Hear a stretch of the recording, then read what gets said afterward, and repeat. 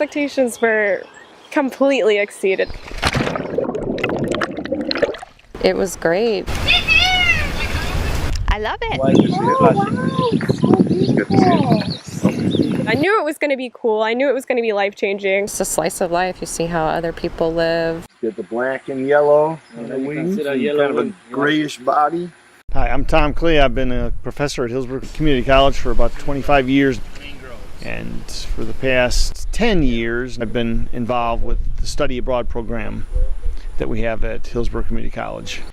The course is Environmental Issues and Tropical Ecosystems. We say tropical ecosystems so we can do both the rainforest and the marine, the coral reef.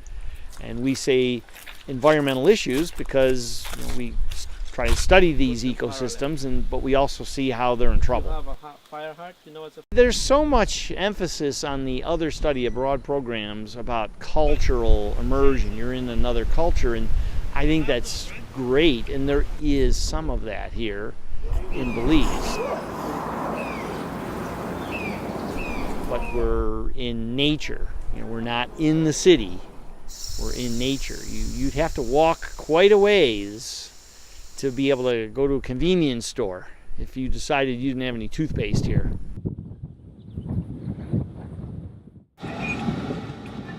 First thing we do is we arrive and we get transportation to this place in the middle of the rainforest that used to be a logging camp that's now kind of a biological research facility.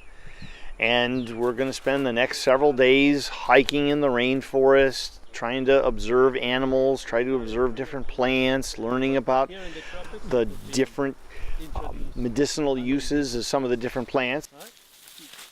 A very good plant. That will give you more time to get to the professionals. Right? You can chew on the bark and the root of the cockspur.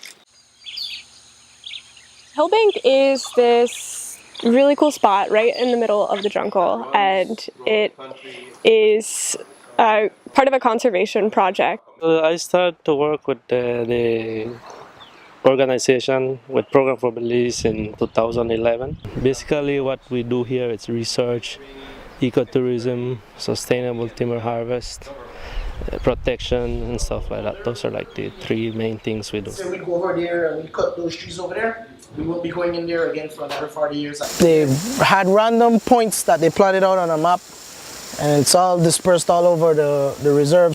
And then in each band you have a size class of tree that you're supposed to measure. I would say like the major stress within the Rio Bravo Conservation Management Area, it's the illegal logging. We have a problem with illegal logging. One of the active research, it's the Jaguar project. Myself, I have 5 motion cameras, not too far from the station, about half a mile. Some would be like a mile, and I'll get some really good pictures. We know that we have the 5 species of cats.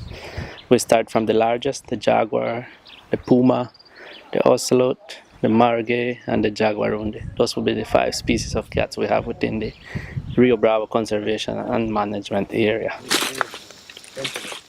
My name is Rachel Barton and I'm studying marine biology. I plan on majoring something that has to do with animals, and we're surrounded by wildlife and we're going to be on the coral reef, and I'm looking forward to studying marine biology and learning all about the different fish. Great-tailed grackles has that yellow eye ring. So I'm here at the Hillbank Field Station for 6 years now. Marcos, he has this amazing eye for spotting birds and creatures. I don't even know how he does it. Oh wow.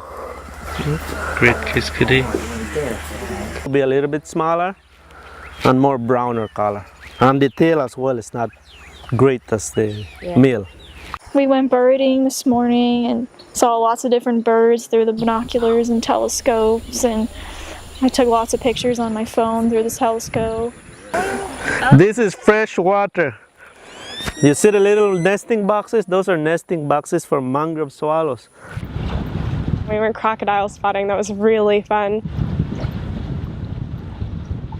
I've never done anything like that before. It was interesting to just see, like, you can just scan the water and just see the reflection of their eyes and how many were like in a row basically. Count again. 1, 2, 3, 4, 5, 6, 7, 8, 9. We went for like lots of hikes and through the rainforest, and they left us at one spot, and we were able to just like stay right there and make our own observations, kind of just connect with nature. And we maybe drove just a mile, and we walked on a hiking path through the rainforest. And as we were walking, we periodically dropped people off, and they spent the next 20 minutes kind of by themselves making observations, sound, visual, of where they were sitting in the rainforest. I thought it was just going to be all kinds of mammals. I thought we were going to see squirrels and possums and tapirs and jaguars. But I realized the jungle, it's more subtle. The animals are small and quiet, and you have to really be patient and watch and wait for them to come out. They're not going to just come to you. You have to look for them. I'm waiting for nature to reveal something to me. I'm Katie Anders, and I am majoring in nursing science at Hillsborough Community College. Today we went tubing down the creek that went to this lagoon. The tubing in the mangrove canopy was amazing. That was really pretty, and we got to do it twice, so even better. And I was able to like put my face down near the water and watch all these little fish, and we were kind of like surrounded by the mangroves. It was really beautiful.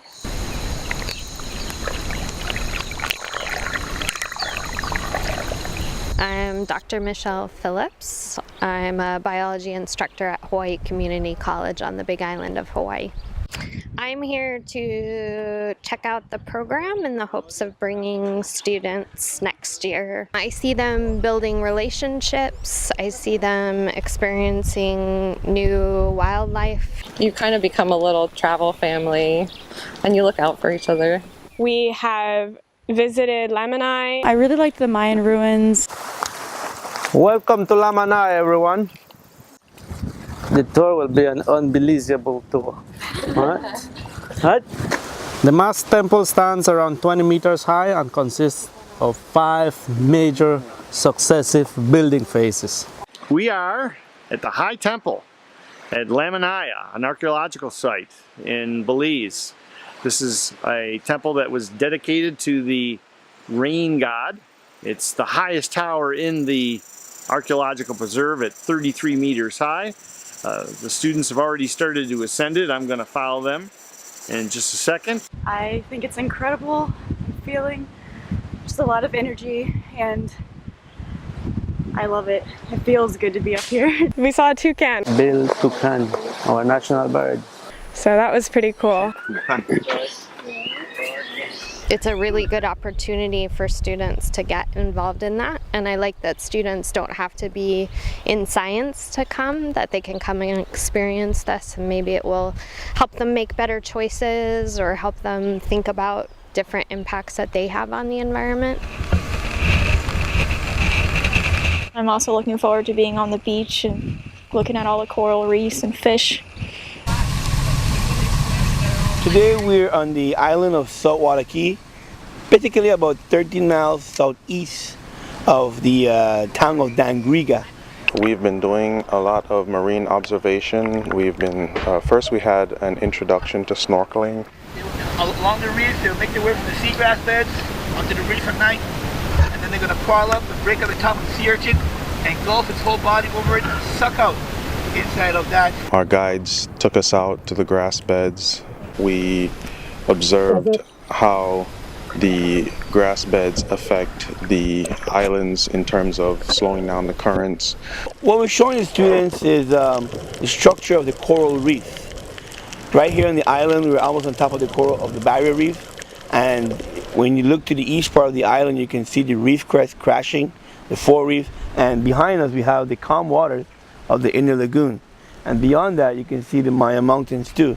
So the thing here is to teach the students, let them be aware of the importance and value of coral reefs and how they interact with everything part of the cycle. My name is Ivar Marchand. I've been a guide for almost 19 years here in Belize. We then moved from the grass beds to the inner reef between the quay and the barrier, and then after that our captain took us out and we went to an area known as the aquarium, which literally looks like, if you can imagine the best saltwater marine aquarium that you've ever seen, it is so beautiful that it was unreal. One of the nice things about that place is it's a small little island and it's right on the reef. I mean, we literally go to the beach, put our fins on, go out in the water, and there's the corals right there. The staff is really nice and they treat us like family, and the food's really good. I don't miss 7-Eleven or McDonald's or any of the fast food places back home. It's nice to get home-cooked meals. We're out here for, a week or so. You gain a lot more appreciation for the things that you have. You have to be adventurous, even though it may seem intimidating to go to another country where things, they may not live like we do or eat what we eat, but you need to just sort of say, all right, let me go do this, see what it's like, and it just broadens your horizons a little bit. For someone who's considering study abroad, I would tell them to definitely jump into it feet first. You will learn, you will meet other people, you will see things from a different perspective, because you will have memories that will last you a lifetime. Nigel Stanley, I am a nursing major and I just also completed my AA in liberal arts. They get to appreciate what nature is. Many times people are locked up at home, at work, and it just becomes like crime in their head. And when they come out here, they're like, wow, this is for real. I told you, man, it's so awesome. It's a total different experience than the lagoon and the patch reefs behind the barriers. Yeah, the spur and grove is like an alley, a mountain. If you love nature, this is the right place to be. Do it. I mean, it's worth it because it's an experience you really can't get anywhere else. You can't get it at home. It's a different culture, it's a different place. You learn a lot about yourself. You meet amazing people, and it's going to be worth it in the end. I'm Mandy Newen, and I'm majoring in environmental science and policy. This is probably one of the coolest experiences I've ever got to go on. Belize is it's a beautiful country. My name is Tyler Cooper, and I'm the videographer of the Program to Belize trip. Wouldn't it be great to go on an interview and tell somebody that you're interviewing that you did something like this? Wouldn't that be something that would set you apart from all the other people walking around with degrees? My name is Lindsay Brown. My major is psychology. I absolutely believe that study abroad gives you an edge. It makes you a more well-rounded person. It looks good on resumes. People will recognize that you have experience and perspectives that are unique, that nobody else has. It's amazing.